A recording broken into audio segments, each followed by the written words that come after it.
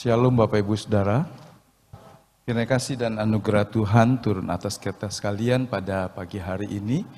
Puji Tuhan, pemeliharaan, penyertaan Tuhan terus berlaku dalam kehidupan kita yang percaya. Entahkah dalam keadaan apapun juga, saya percaya kita semua terus diyakinkan bahwa selama kita di dalam pagar perlindungan dan pemeliharaan Tuhan, dan semua yang Dia izinkan adalah baik adanya, supaya melaluinya kita belajar untuk bertumbuh, menghasilkan buah. Ada banyak hal yang dihasilkan justru dalam keadaan-keadaan yang sulit. Jadi, selalu bersyukur sebab kesulitan tidak selalu buruk adanya.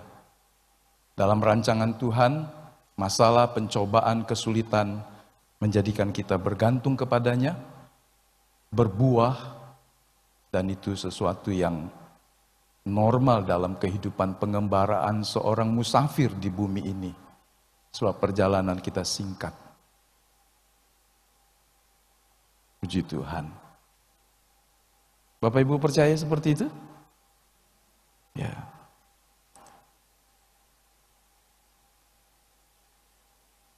Kita mau lanjutkan pagi hari ini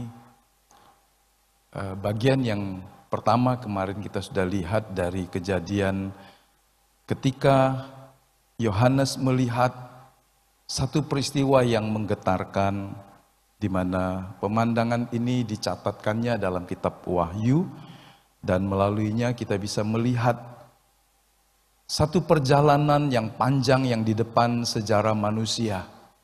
Mengetahui sesuatu sebelum itu terjadi, itu sebuah anugerah yang besar. Banyak orang mencoba meramal nasib, mencari tahu masa depan, berapapun biayanya. Alkitab membeberkan kepada kita fakta-fakta yang akan terjadi di masa yang akan datang. Jika sebagai seorang Kristen yang percaya teguh kepada firman, membaca, meneliti, dan berpegang pada firman Allah, niscaya kita tidak digoncangkan, dibingungkan ketika hal-hal yang kita tidak pahami secara akal logika diizinkan Tuhan terjadi dalam hidup kita. Karena semuanya pada akhirnya menjadi sebuah kesempatan untuk kita berbuah. Nah, mari kita membaca sekali lagi ayat-ayat ini dalam Wahyu pasal 20 ayat yang ke-11. Lalu aku melihat suatu tahta putih yang besar dan Dia yang duduk di atasnya. Dari hadapannya lenyaplah bumi dan langit dan tidak ditemukan lagi tempatnya. Dan aku melihat orang-orang mati, besar dan kecil, berdiri di depan tahta itu. Lalu dibuka semua kitab dan juga dibuka sebuah kitab lain, yaitu kitab kehidupan. Dan orang-orang mati dihakimi menurut perbuatan mereka, berdasarkan apa yang ada tertulis dalam kitab-kitab itu. Maka laut menyerahkan orang-orang yang mati yang ada di dalamnya, dan maut dan kerajaan maut menyerahkan orang-orang mati yang ada di dalamnya. Lalu mereka masing-masing dihakimi menurut perbuatannya. Lalu maut dan kerajaan maut itu dilemparkan ke dalam lautan api. Itulah kematian yang kedua, lautan api. Baca sama-sama Bapak Ibu. Dan setiap orang yang tidak ditemukan namanya tertulis di dalam kitab kehidupan itu, ia dilemparkan ke dalam lautan api itu.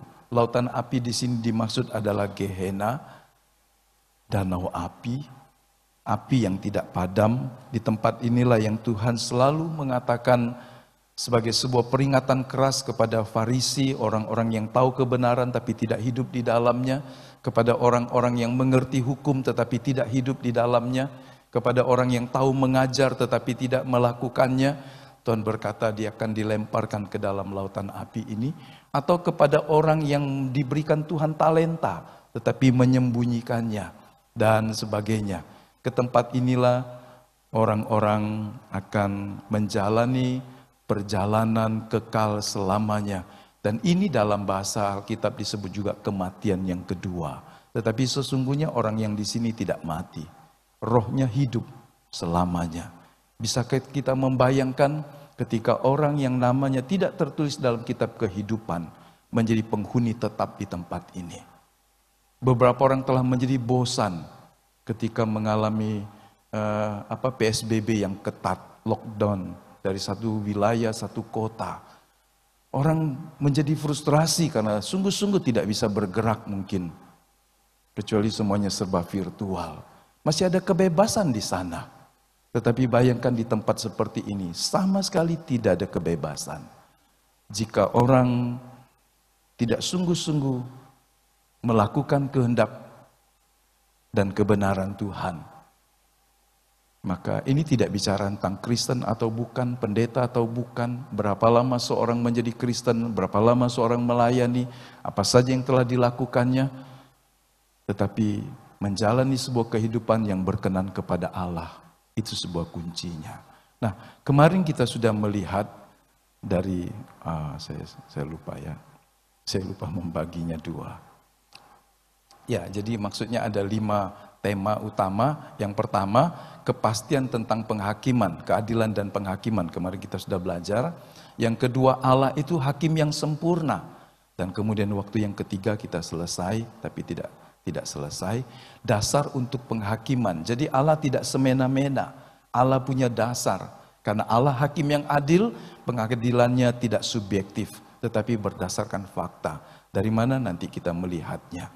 Dan yang keempat, 2 jenis penghakiman. Dan yang terakhir, ini yang penting, hidup yang dipersiapkan sebelum penghakiman. Saya pikir saya tidak bisa selesai sampai yang terakhir, karena mengingat situasi sekarang, Bapak Ibu lihat juga jaraknya juga semakin jauh, membatasi hanya 60 kursi di tempat ini. Karenanya Anda tidak boleh mengambil kursi dan menambah, merapatkan barisan.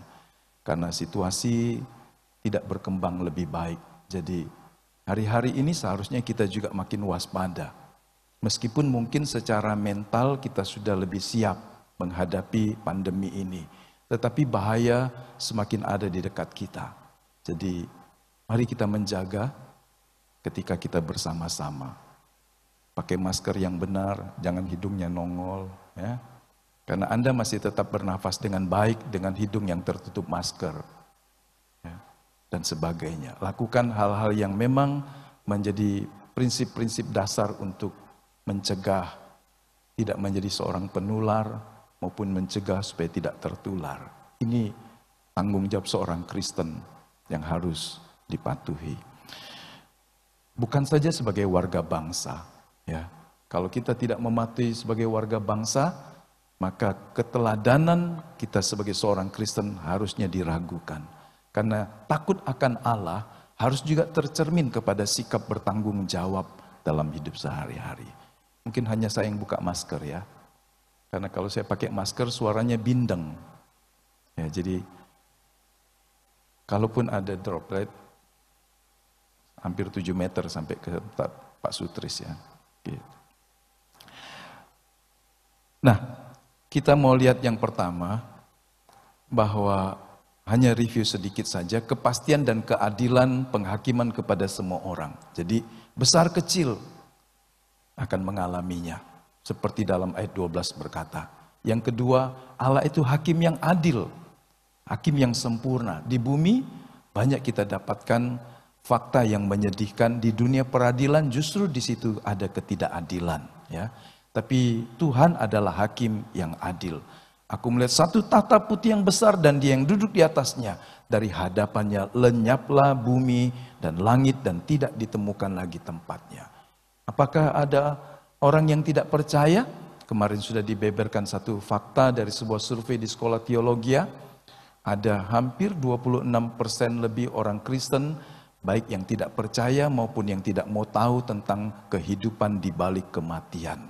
Sedangkan Alkitab dengan sangat jelas berkata bahwa ada kehidupan di balik kematian. Ada kehidupan yang kekal dalam dunia yang berbeda. Seperti yang kita lihat. Sedangkan survei itu ketika ditujukan atau ditanyakan kepada responden yang tidak Kristen, lebih besar persentasenya mereka yang percaya ada penghakiman. Jadi mari kita tidak kehilangan kebenaran yang utuh. Kalau kita membaca Alkitab, jangan hanya cari ayat-ayat yang menyenangkan, tetapi ingatlah juga bahwa Allah akan menghakimi semua orang sesuai dengan perbuatannya. Nah, disinilah kita mau melihat dasar dari penghakiman Allah. Dari bacaan kita tadi, dikatakan bahwa di hadapan tahta Allah ada kitab perbuatan dan kitab kehidupan. Mari kita lihat satu persatu. Dalam Wahyu pasal 12 ayat 2 dikatakan bahwa di depan Allah kitab kehidupan dan kitab catatan berisi catatan semua perbuatan kita. Kitab kehidupan dan kitab perbuatan inilah adalah menjadi dasar atau standar untuk penghakiman Allah. Allah tidak semena-mena. Jadi ketika semuanya dibuka, disingkapkan, pasti mungkin kita bisa melihat bukan sekedar secara huruf. Tetapi kalau kita melihat di dunia saja, orang bisa membuat sebuah visualisasi yang baik. Jadi apa yang tidak terlihat oleh mata manusia, apa yang tidak bisa dibaca oleh melalui tulisan manusia, karena itu ada dalam hati dan pikiran seseorang, itu kalau diungkapkan, itu sungguh bisa membuat kita hidup dengan sungguh-sungguh benar. Bayangkan, tidak ngomong yang jelek, tidak menuliskan hal yang jelek, tidak melakukan perbuatan jelek, tapi pikiran dan hatinya jelek. Dan ketika itu diungkapkan, wah, betapa kudus dan salehnya kita harus hidup. Karena Allah tidak ingin kita hanya tidak berkata yang tidak baik. Tidak membuat status ataupun komentar-komentar di medsos yang tidak baik. Karena itu sesuatu yang menyolok, bisa dilihat, bisa di screenshot orang.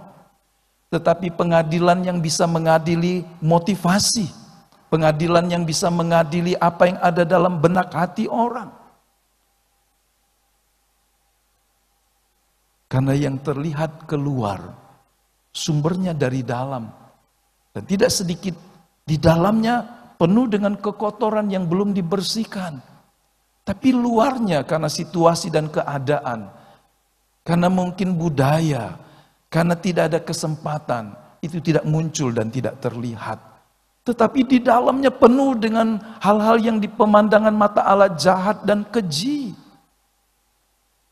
Allah ingin kita kudus, bukan saja dengan apa yang di luar, tapi juga yang di dalam.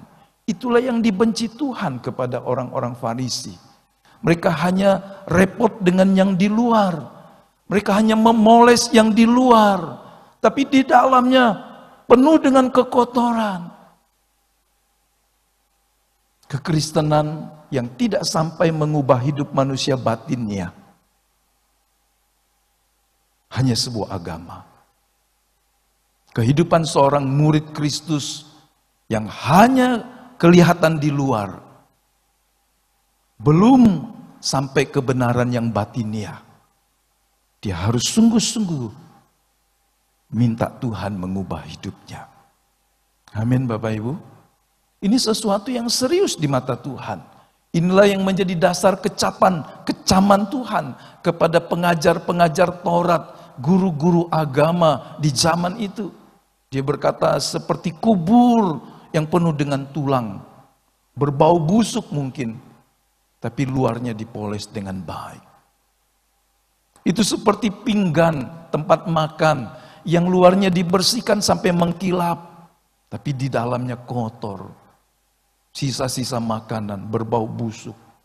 Allah melihat dari dalam hidup kita. Tidak saja di luar. Manusia hanya memandang yang di luarnya saja. Nah, kitab perbuatan, ini kitab yang berisi semua hal dalam hidup seseorang. Mungkin ada orang yang menyanggah, sekarang di dunia ada lebih dari 7 miliar. Belum yang pernah hidup di dalam dunia. Dari sejak dunia ada sampai hari ini. Jadi 7 miliar ini cuma update sekarang, maksudnya hari-hari ini. Bagaimana dengan orang yang sudah mati? Kalau dijumlah menjadi begitu banyak.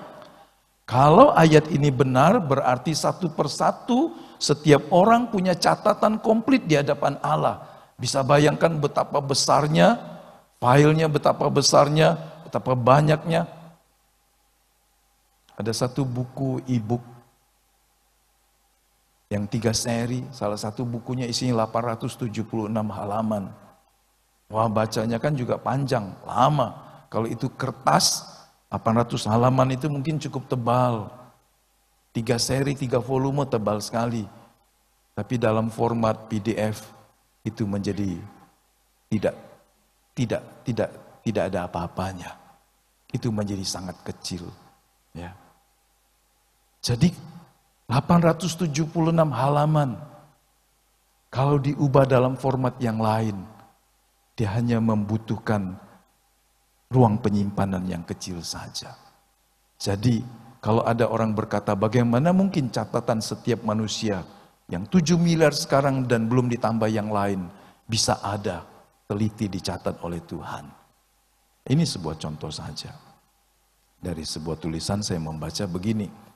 Seorang dosen dari sebuah universitas menerbitkan sebuah buku biografinya. 800 halaman lebih. Ini lain yang kalau tadi tentang apologet. Tentang sesuatu yang di sebelah. Kalau ini tentang hidupnya sendiri. Ini satu contoh. Sebuah peringatan ulang tahun yang ke-60 dia menulis buku. Dia adalah seorang dosen. Dia menulisnya kehidupan dan jejak dari seorang titik-titik. Saya tidak meneruskan kalimat terakhirnya. Suku bangsanya. Sesuai dengan judulnya, buku ini berisi laporan data pribadi yang ditulis dengan detail. Buku tebal ini berisi semua hal biasa dan sepele yang terjadi di sepanjang hidupnya. Mari kita ngintip sedikit. Misalnya, catatan pengalaman pertama kali naik bis, ya, gaji yang pertama, rincian pengasukan pengeluaran uangnya, ya. Dia mencatat ada 643 lagu favorit, 1123 film yang dia tonton, 6460 kartu tahun baru yang diterimanya. Ya, hari ketika dia mendapat hadiah TV hitam putih, ada 78 pasangan nama yang dia pimpin upacara pernikahannya meskipun dia bukan pendeta. Nah, mungkin ada di tempat seberang lagi. Meski demikian buku ini pun tidak memuat semua hal dalam hidupnya. Ya, jadi meskipun sudah tebal, sudah hal yang remeh-remeh dicatat, tapi belum semua dia bilang. Nah, bayangkan kalau semua dicatat, berapa tebal bukunya. Hanya ingin mengatakan bahwa satu orang saja membutuhkan 800 halaman lebih dan itu untuk umur 60 tahun dan tidak semua dicatat. Kalau umurnya 80 tahun pasti lebih tebal lagi. Kalau semua detail peristiwa dalam hidupnya dicatat, pasti lebih tebal lagi. Kalau ada 1000 orang, saudara bisa bayangkan, capek gak Tuhan bacanya? Ya kan? Ya kan? Saudara lihat dalam tuntutan pada kasus-kasus yang berat, kadang-kadang jaksa menghadirkan tuntutan buku yang tebal, ya, sampai yang bacanya berganti-gantian, berlasan jam dakwaan. Terus kemudian hakim membacakan lagi putusannya, tebal juga. Berjilid-jilid tebal, sehingga satu persidangan untuk seorang yang dituduhkan pelanggaran kasus yang berat kadang-kadang membutuhkan waktu berbulan-bulan. Bisakah kita membayangkannya? Itu pengadilan yang ada pada kita. Jadi kalau setiap manusia detail hidupnya harus dicatat, wow, pasti banyak sekali. Nah, jadi dapatkah dikatakan bahwa kitab yang terletak di hadapan tahta Tuhan itu terasa mustahil? Betulkah? Salah. Kalau manusia kini mampu membuat media penyimpan yang sangat besar, terlebih Tuhan. Tidak ada yang sukar. Ini bukan hal yang sukar bagi Tuhan. Untuk mencatat 7 miliar orang, ditambah dengan orang yang pernah hidup di dalamnya, dan semua hal yang menjadi perbuatannya. Jangan ragukan, itu bukan barang sulit bagi Tuhan. Ya, artinya kalau ada orang berkata, apakah iya kitab seperti itu memuat peristiwa-peristiwa, perbuatan-perbuatan dalam hidup seseorang dari sekian banyak manusia di bumi? Enggak, yakinlah Allah tidak pernah kesulitan dengan hal seperti ini. Oke, mari kita lanjut. Kalau kita yakin, mari kita lanjut. Sebab Pengkhotbah pasal 12 ayat 14 juga mengatakan begini. Karena Allah akan membawa setiap perbuatan ke pengadilan yang berlaku atas segala sesuatu yang tersembunyi. Yang tersembunyi itu pasti ada dalam pikiran, dalam hati. Entah itu baik, entah itu jahat. Jadi ada waktu yang tersembunyi ini harus divisualisasikan, akan divisualisasikan. Niat yang tersembunyi akan terungkap. Tuhan pernah mengingatkannya, apa yang dilakukan sembunyi-sembunyi akan muncul sebagai satu terang benderang bagi orang lain. Jadi sebuah perbuatan bisa dilakukan dengan sembunyi, sebuah niat bisa dikuburkan dalam-dalam, tetapi akan datang waktunya semua tersingkap. Matius 12 ayat 36 berkata begini. Pak Nathan bisa tolong baca? Ya.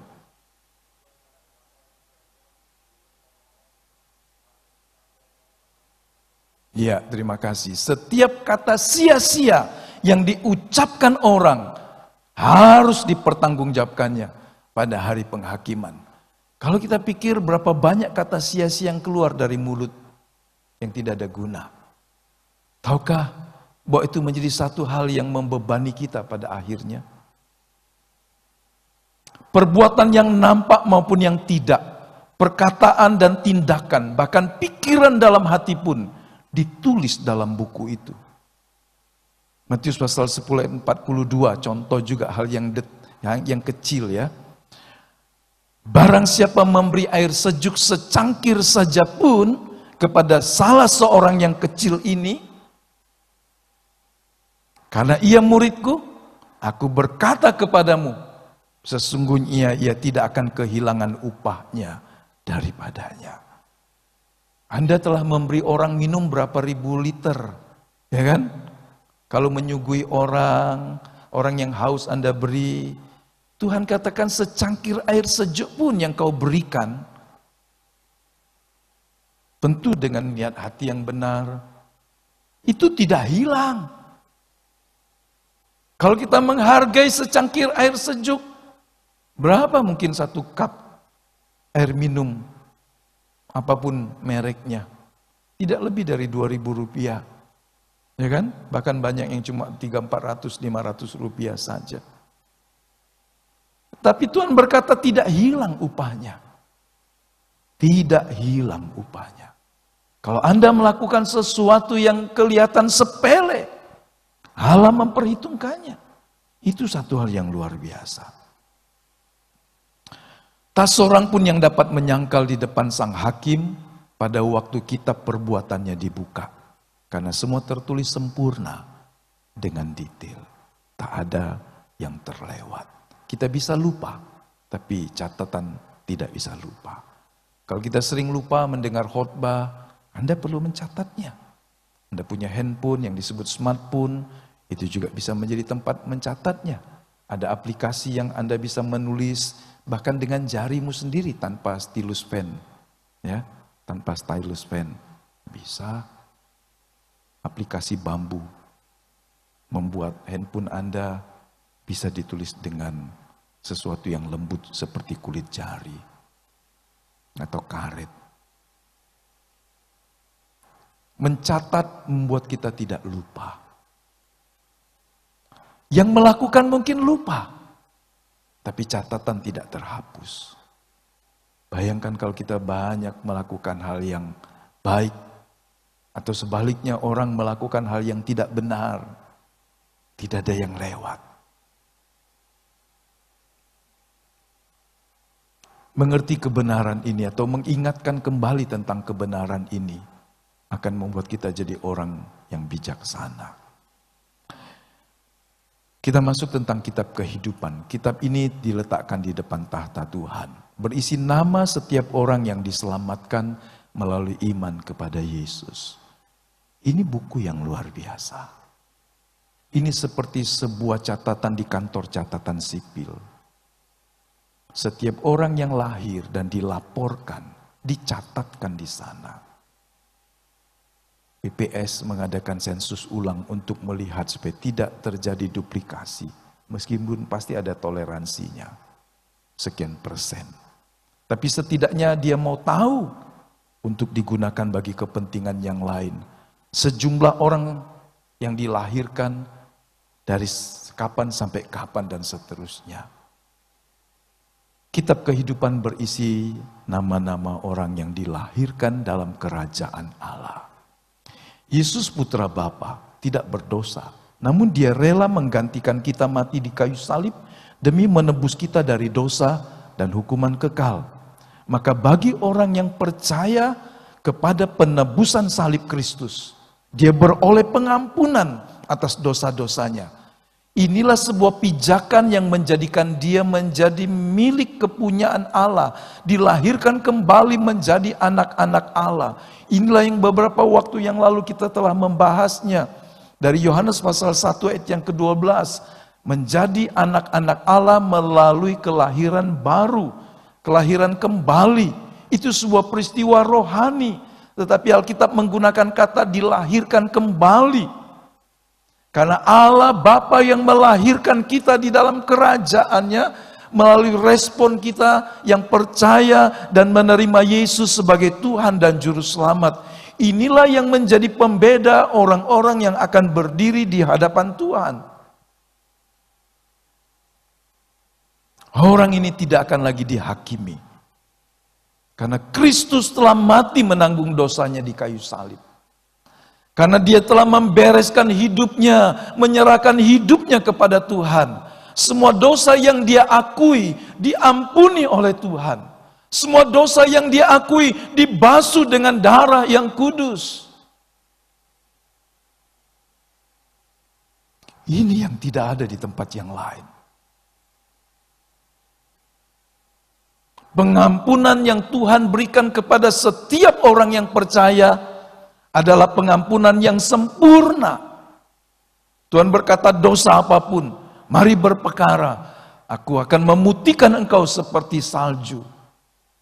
Darah Yesus yang ditumpahkan di Kalvari, di Bukit Golgota, adalah sebuah cara penebusan, pembasuhan yang masih berlaku sampai hari ini.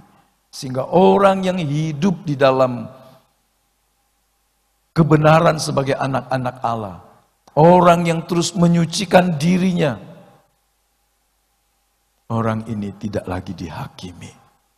Waktu kita makan minum perjamuan kudus, Rasul Paulus mengatakan kepada jemaat di Korintus, itu mengadili diri sendiri, menghakimi diri sendiri. Jadi kalau orang dengan cara tidak layak, dia harus membereskan dulu hidupnya. Tidak sedikit orang yang merasa dalam keadaan tidak beres, kemudian tidak mengambil roti dan anggur. Sebetulnya bukan begitu sikapnya. Kalau dia sudah lahir baru, kalau dia sudah dibaptis, waktu dia mau menerima perjamuan dan dia merasa minggu depan mungkin perjamuan, atau mungkin nanti perjamuan, pagi-pagi mungkin dia melakukan hal yang salah. Bukan berarti dia membatalkannya, tapi dia mengadakan pemberesan, minta pengampunan Tuhan yang sungguh-sungguh. Sebab ketika seorang mengakui dosanya, 1 Yohanes 1 ayat 9 dan 10 berkata, Tuhan setia dan adil. Dia akan membasuh kita, menyucikan kita dari segala dosa dan kejahatan kita. Kalau kita berkata berapa banyak kali, kepada Petrus pun Tuhan ajar 70 kali 7. 7 kali 70. Berarti tidak terhingga. Sepanjang kita masih bisa mengaku dosa dan minta pengampunan, sejauh itu kasih karunia Allah masih berlaku. Tapi ingat, Tuhan juga mengatakan, jangan mempermainkan Tuhan. Itu bicara tentang motivasi. Allah tidak bisa dipermainkan. Tapi kasih dan keadilannya tidak bisa diragukan. Itu sebabnya orang yang sudah diampuni namanya tertulis dalam kitab kehidupan. Dan sesungguhnya inilah perkara yang besar bagi kita yang percaya kepada Yesus. Amin. Nama yang tertulis dalam kitab kehidupan itu luar biasa. Perkara besar. Inilah jaminan kita untuk menerima kehidupan yang kekal bersama Tuhan. Kalau nama kita, kalau nama setiap orang yang kita kasihi tercatat dalam kitab ini, maka dia memiliki jaminan untuk hidup bersama dengan Tuhan dalam kekekalan. Yang menjadi tanggung jawabnya adalah menjaga dan memelihara, supaya itu tidak hilang, supaya itu tidak dirampas. Kecerobohan dapat membuat apa yang berharga yang Allah berikan bisa hilang atau rusak. Kita lihat banyak barang yang diberikan cuma-cuma. Seumpama dari pemerintah kepada satu LSM, kepada kelompok tani, ya kan? Mesin ratusan juta. Kalau di total jadi mungkin miliaran. Kalau di total lagi jumlah seluruh kelompok tani yang ada, angkanya besar. Tapi penerima karena tidak membayar 1 rupiah mungkin barang itu tidak dirawat dengan baik. Kadang-kadang kita menerima satu hadiah yang kita tidak bayar 1 rupiah pun. Dan kita kurang bertanggung jawab. Bahkan ada orang yang juga merasa ini keringat saya beli dengan jerih payah saya, rusak juga enggak apa-apa. Tapi pemahaman ini maksudnya dia mau pakai sembarangan. Ya. Saya lihat banyak orang, contoh kecil saja, smartphone-nya dikantongi, di kantong yang sempit pakai jin di belakang, dan kemudian duduk dan retak layarnya. Ya kan? Kalau saja dia gunakan dengan baik, pasti bisa bertahan lebih lama. Lalu, kemudian kalau ditanya, kenapa cepat betul baru beli sebulan sudah retak pecah? Ya saya dudukin, enggak sayang, enggak, nanti beli lagi. Handphone bisa Anda beli berulang-ulang, tapi keselamatan tidak. Karena Yesus mati 1 kali saja untuk kita. Keselamatan jauh lebih mahal dari semua yang ada. Nah, ini contoh saja. Kalau dalam penerimaan murid-murid di sekolah-sekolah favorit, kemudian ada pengumuman, wah, orang yang menunggunya ini pasti deg-degan ya. Awalnya pasti sempat diliputi rasa cemas, tegang. Tapi kemudian sangat bersuka cita kalau namanya, wah, diterima di sekolah favorit. Entah ke SMP sampai perguruan tinggi. Dia bangga, dia senang. Karena tidak sia-sia dia mempersiapkan diri untuk penerimaan masuk. Betapa lebih berbahagianya karena nama kita tertulis dalam kitab kehidupan. Yang paham katakan amin, saudara. Melalui kelahiran baru, nama saya, nama saudara tertulis dalam kitab kehidupan. Bagaimana kita menganggap itu perkara kecil? Bukan. Ini perkara yang luar biasa.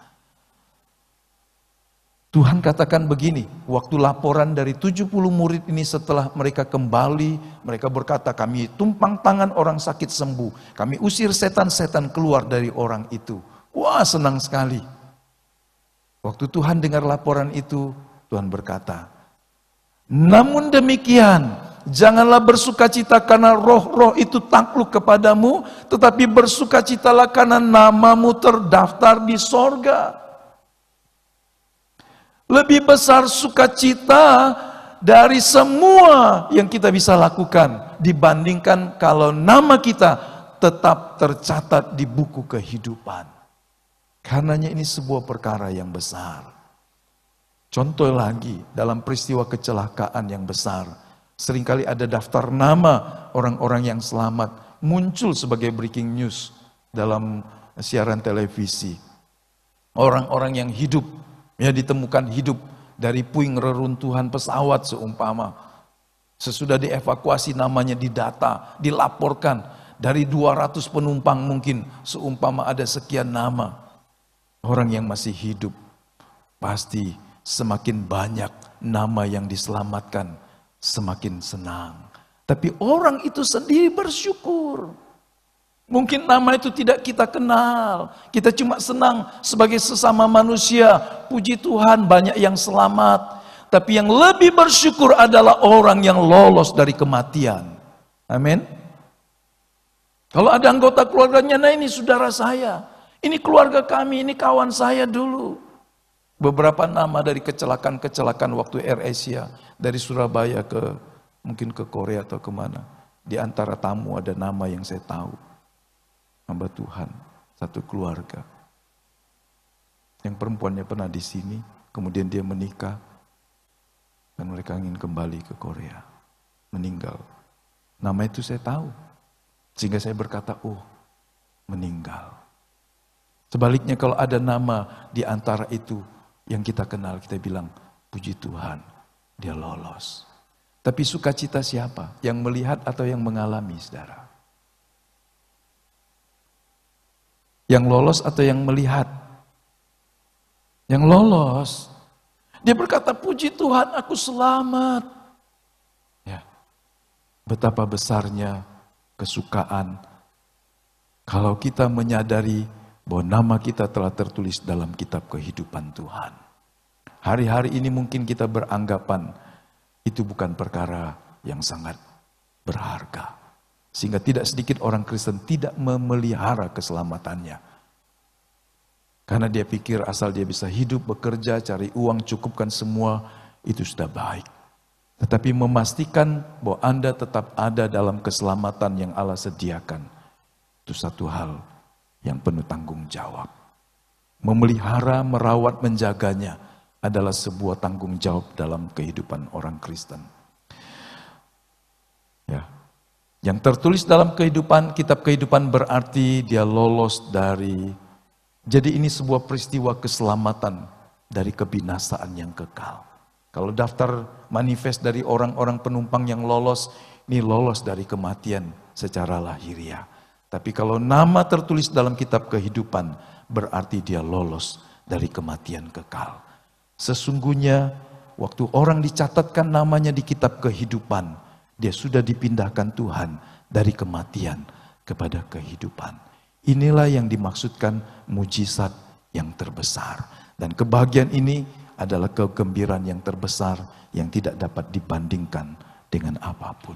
Dipindahkan, sebab agama, upaya manusia tidak mungkin bisa membuat seseorang pindah dari kerajaan maut kepada kerajaan terang. Tidak bisa. Orang yang terjerumus dalam lubang yang sumur yang dalam.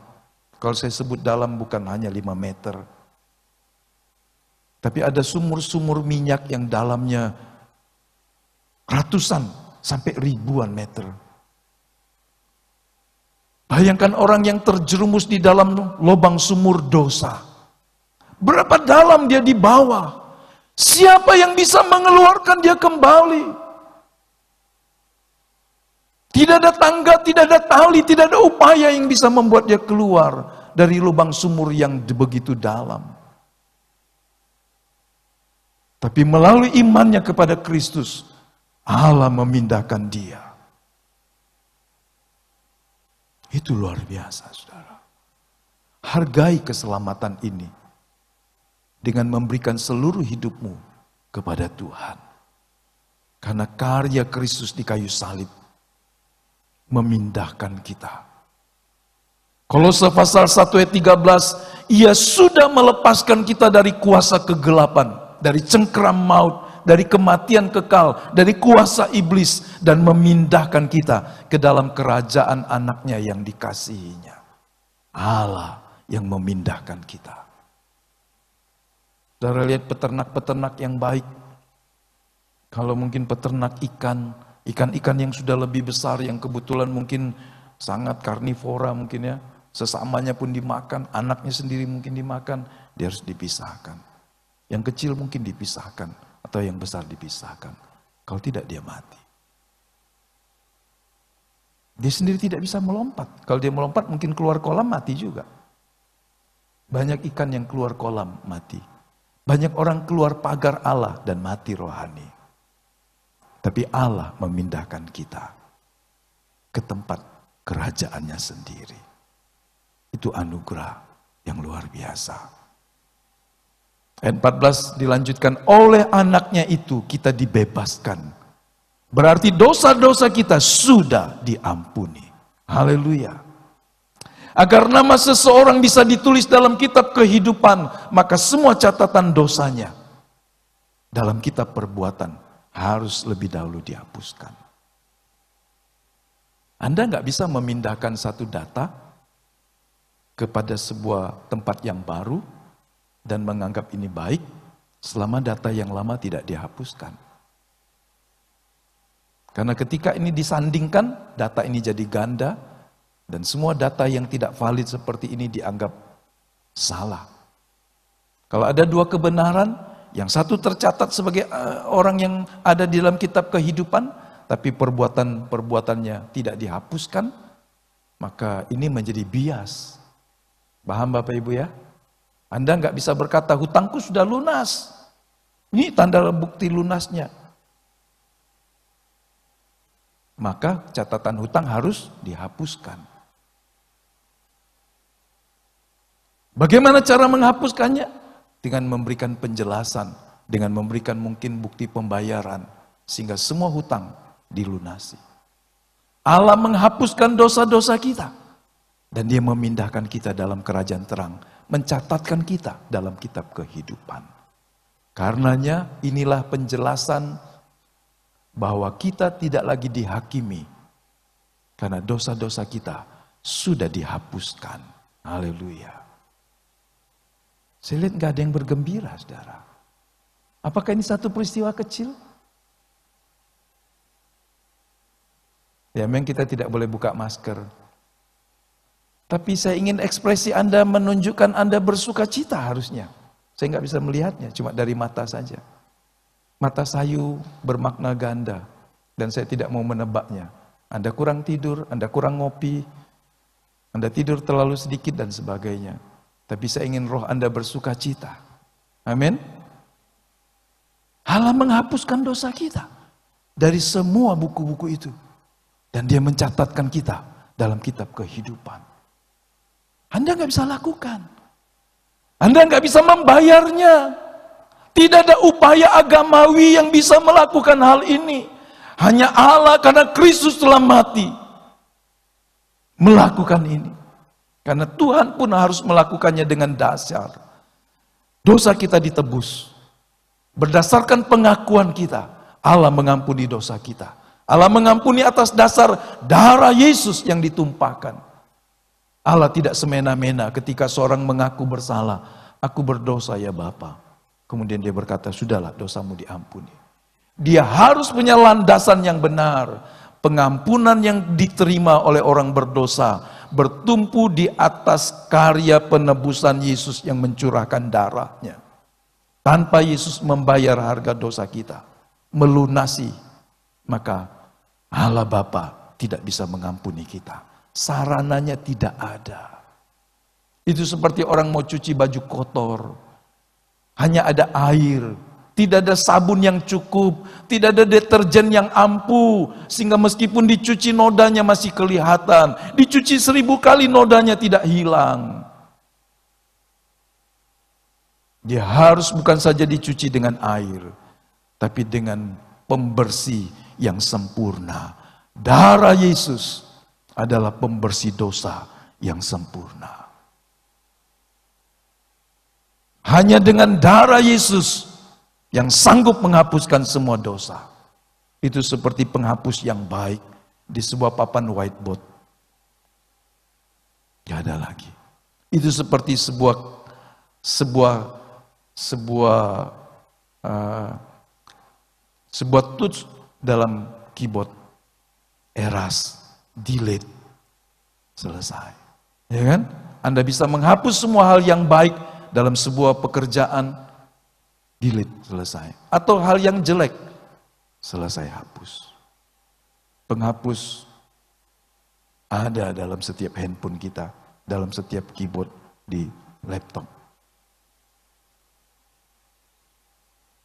Kalau masih kurang bersih, Anda masuk lagi ke kotak sampah yang ada di dalam media penyimpanan. Bersihkan lagi semua file-file sampah, maka semua hilang. Allah menghapuskan dosa kita dengan darah yang kudus. Tidak ada cara lain kecuali dengan darah yang kudus. Kita masuk bagian yang keempat, 2 jenis penghakiman tentang hukuman dan upah. Apakah saya bisa lanjut? Saya sudah lewat 3 menit. Saya menetapkan hanya 40 menit berkhotbah, berarti sudah 43. Saya pikir saya akan lanjutkan minggu depan, karena durasi ibadah juga mau saya persingkat. Ini sebuah bentuk tanggung jawab gereja. Supaya Anda tidak terlalu lama di sebuah ruangan. Bersama-sama. Meskipun setiap malam sebelum kebaktian, ruangan ini disteril dengan lampu UVC. Lampu yang dipakai juga rumah-rumah sakit untuk mensterilkan ruang-ruang operasi. Jadi ruang ini secara teori aman. Karena dibersihkan dengan lampu pembunuh kuman dan virus. Tapi Anda datang dari luar, tidak ditanya, berjumpa dengan siapa? Ya kan? Semua berasumsi semua sehat dan semua tetap sehat seharusnya. Puji Tuhan. Ya. Jadi demi tanggung jawab bersama, saya membatasi tidak berkhotbah sangat panjang. Karena situasi kita harus juga membutuhkan kebijakan yang lebih. Satu, melonggarkan jarak. Yang kedua, memperpendek durasi ibadah. Sampai nanti kita sudah lebih baik lagi. Ya, hari-hari ini Indonesia angka-angkanya punya prestasi buruk begitu meningkat. Orang abai. Jaga supaya tetap pakai masker yang baik. Karena dengan menggunakan masker yang baik dan benar, Anda sudah menolong dirimu dan orang lain. Saya banyak lagi lihat tanya, kenapa? Aman Pak, tenang baik Pak. Ayo sudah. Tapi saya anjurkan Anda sebagai orang Kristen, sebagai gembala di tempat ini saya mendorong Anda, kasih contoh. Yang setuju katakan amin saudara. Ya, kasih contoh kepada masyarakat. Bahwa seperti inilah tanggung jawab saya terhadap diri saya dan kepada orang lain. Di toko pakai masker nggak apa-apa, karena Anda melayani orang. Ya kan? Kecuali Anda berkata tiap masuk pakai masker Pak, sediain. Nanti ada 100 orang masuk situ, Anda kehabisan masker juga. Tapi paling tidak, kita sendiri harus menjaga diri kita. Jadi, saya hanya mengajak ini melihat ini yang kita mau lihat minggu depan. Ya, puji Tuhan. 2 jenis penghakiman. Satu hukuman dan satu tentang upah. Nah, ini kabar baik. Jadi tidak selalu menegangkan, ada upahnya juga. Hari ketika itu terjadi, itu juga hari ketika semua upah dibayarkan tunai oleh Tuhan. Allah tidak pernah mau menjadi penghutang yang tidak membayarnya. Dia bayar lunas semuanya. Apa yang dia janjikan, apa yang kau tabur akan dituai. Kalau dia berjanji sekian, dia akan melakukannya. Karenanya hidup di bumi adalah kesempatan untuk menabur dan terus menabur. Karena akan datang waktunya, kita akan menuainya. Entah di bumi, terlebih di dalam kekekalan. Karena tidak semua yang kita tabur, kita bisa tuai dan nikmati di bumi. Karena hidup di bumi cuma sementara. Yang mau tetap bergiat dan bersemangat menabur yang baik dan yang benar, kesalehan, kerendahan hati, belas kasihan, benih firman, mari kita akan terus lakukan sampai Tuhan datang. Karena akan datang waktunya. Kita berdiri untuk menerima upahnya. Ya, ini contoh sedikit saja. Tuhan Allah akan menghakimi menurut bukti dari kitab kehidupan. Kalau kitab kehidupan berarti ini bicara tentang hukuman. Kitab-kitab kehidupan itu dibukakan dan nama yang tidak tertulis dia akan dihukum. Tapi kitab perbuatan, maka upah yang layak akan Tuhan beri. Jadi Allah tidak sembarangan. Ketika kitab kehidupan dibuka, itu berarti penghukuman kepada orang-orang yang namanya tidak tertulis dengan semua catatannya. Tapi ketika kitab perbuatan dibuka, upah yang layak Allah akan berikan. Mari kita yang meyakini, dia telah ditebus dengan darah yang kudus. Dia terus mau berjalan bersama dengan Tuhan tiap-tiap hari. Menjadikan kesempatan sehari demi sehari selama masih hidup di bumi ini. Untuk melakukan apa yang Allah kehendaki. Jadi berkat bagi keluarga, bagi lingkungan di mana kita ada. Mari kita berdiri dan teguh di dalam iman. Amin buat firman Tuhan. Haleluya. Bapa, ini doa kami pagi hari ini. Kami terus berdoa menyerahkan bangsa kami di tengah upaya pemerintah melalui Satgas Penanganan COVID dan Pemulihan Ekonomi. sampai turun kepada pemerintah provinsi, pemerintah kabupaten, bahkan ke wilayah-wilayah yang terkecil, wilayah kelurahan desa.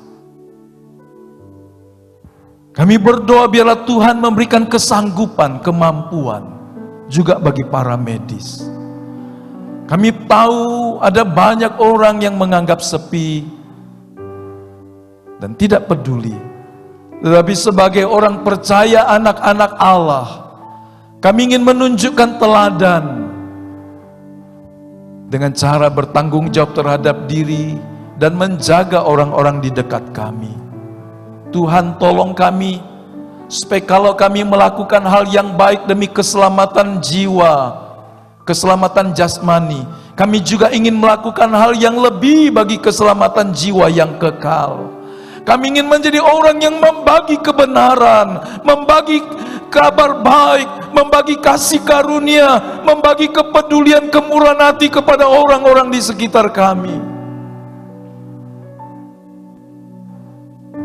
Karena kebenaran yang dikerjakan oleh Kristus melalui Roh Kudus adalah kebenaran yang mengubah hidup manusia dan menyelamatkannya dari hukuman dosa, dari kematian kekal, memindahkan kami, memindahkan setiap orang yang percaya ke dalam kerajaan Allah. Bapa, terima kasih. Di posisi ini pagi hari ini kami bersyukur sebagai anak-anak Allah yang nama kami tercatat dalam kitab kehidupan. Anugerah dan kekuatan dari Tuhan memampukan kami untuk terus bertanggung jawab, memelihara keselamatan kami, dan juga menolong orang-orang di sekitar kami ya Tuhan. Pakai bibir lidah kami, pakai hidup kami menjadi kesaksian yang nyata, supaya orang-orang boleh menerima keselamatan. Berkati ya Tuhan upaya untuk membawa terang keselamatan kepada setiap suku, bahasa, kaum, dan bangsa. Pagi hari ini hamba berdoa biarlah Tuhan menyertai kami semua, baik yang di Batu Raja, di gereja ini, di rumah-rumah, di kota-kota yang lain, di mana jemaat-Mu juga secara live streaming berbakti bersama dengan kami. Tuhan memberkati dimanapun mereka. Tuntun kami tiap-tiap hari, supaya hidup kami menghasilkan buah, dan hidup kami berkenan kepada Tuhan. Berkati semua pujian penyembahan kami, persembahan-persembahan syukur kami, biarlah semuanya digunakan bagi hormat kemuliaan nama Tuhan. Setiap hal yang kami tabur dengan kasih, dengan sukacita, biarlah Tuhan membuatnya menjadi sebuah tuaian di dalam kekekalan, dari sekarang sampai selamanya. Terima kasih banyak Bapa, terima kasih. Kekasih-kekasih Tuhan, terimalah berkat yang sempurna dari Allah Bapa, kasih karunia dari Tuhan kita Yesus Kristus, persekutuan penyertaan pengurapan Roh Kudus, sekarang sampai Tuhan Yesus datang kali yang kedua. Haleluya, haleluya.